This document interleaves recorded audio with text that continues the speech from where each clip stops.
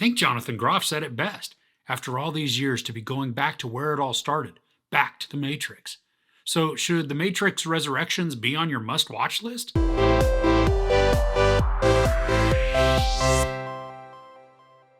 To find out if his reality is a construct and to truly know himself, Thomas Anderson will have to choose to follow the White Rabbit once more and journey between a world with two realities.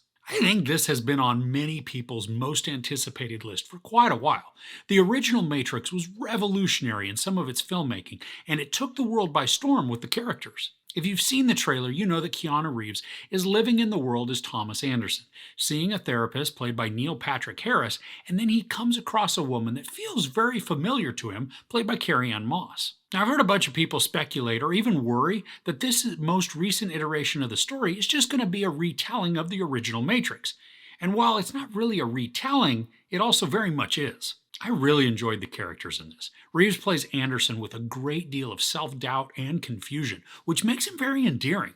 He's not this confident, kick everybody's butt type of persona, but instead is sort of damaged and at times even trying to just hold it all together. The timidness is believable and works well for the world that we find him living in. Neil Patrick Harris is dry, calm, and reserved. He's very patient with Anderson as they work through issues, and I like their dynamic, especially in light of how fragile Anderson can be. Jessica Henwick is a new addition, playing a character named Bugs. She is charismatic and confident, but she's not snarky.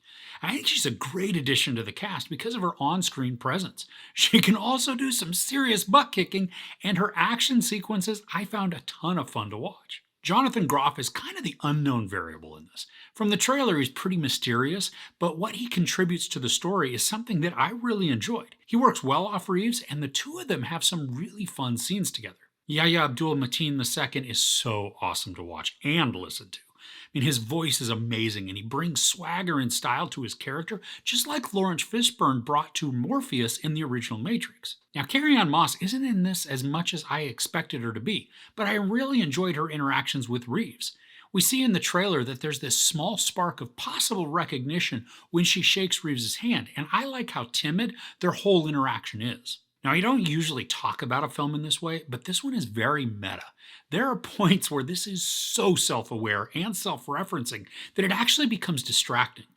There's this self-aware moment that is quite funny, but then throughout the story, it's used just as a gimmick. And it becomes sort of like a friend who's just learned this new joke and is so in love with it that they bring it up at any possible moment. It's then annoying and counterproductive. I mean, instead of wanting to hang out with that person, we dread seeing them because we just know that once more they'll tell the exact same joke. And that leads me into the story itself and the storytelling. For the first good portion of the film, the story is doing its best to establish this world that is both new and old all at the same time. The story has to define what's going on in addition to how and why certain things are occurring. Some of it's essential to set up our understanding, but then there are other portions that feel very self-serving or maybe even self-indulgent, disguised as a way to establish some character mindsets. The film also relies heavily on inserting clips and footage from the previous Matrix film, with most of them coming from the first movie. Now, while at first it was a bit odd, they were used often enough that they weren't surprising anymore, but it felt more like a storytelling crutch for context or nostalgia. I didn't mind some of it, but just like the self-referencing moments, it was too much and became more of a distraction than anything helpful. Now, something that this movie does well, just like it has in the previous films, is the action. There are a bunch of really exciting and intense fight sequences. Now, sometimes I think the camera was a little too close to the action, so it didn't allow us to see all of the choreography, but for the majority of the time, we get to see the insanity ensue, which I thought was thrilling. There are even a few times where speed is played with, and that effect was cool to watch. Now, I'm not going to say it was a flawless execution in those moments, because just sometimes the graphics didn't always look awesome, but the concept and what they were trying to accomplish was really great. I think the story takes way too long to find its footing and get into its stride. I mean, the movie itself is just about 2.5 hours long, and I certainly wouldn't mind that length if the story is very engaging or they cram in a ton of action. But for this, the action alone wasn't enough, making that first portion of the story feel awkward and disjointed. There's a point towards the middle-ish of the story where we get this huge exposition dump in the form of a villain monologue. And while it greatly helps with the understanding of all that's going on, it was a bit much, and I would have preferred more of this subtle rollout of the antagonist's schemes. Now, I mentioned how this is sort of a retelling of the first film. And when you actually break it down with character interactions, there are multiple touch points that are shared. Now, I don't want to get into them now for fear of spoilers, but suffice it to say that when you examine both stories, there are more similarities than maybe there should be. I like how this has moved into the modern era when it comes to technology and the way the internet is accessed. I mean, think back to the original movie where the characters had to find a phone in order to connect. Now it's done more over Wi Fi and over the air signals. There's also a very unique and visually exciting way that characters can move from space to space.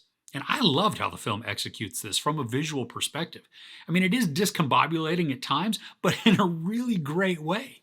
The special effects are really good, especially when it comes to seeing anything that's outside our own reality. Now, I know this is a nitpick, but the song that is featured in that first teaser trailer is also then utilized in the movie. I mean, I think it's a powerful song that really complements some of the imagery, but it loses its luster in the film because we've already heard it used, and then sort of in its context, too.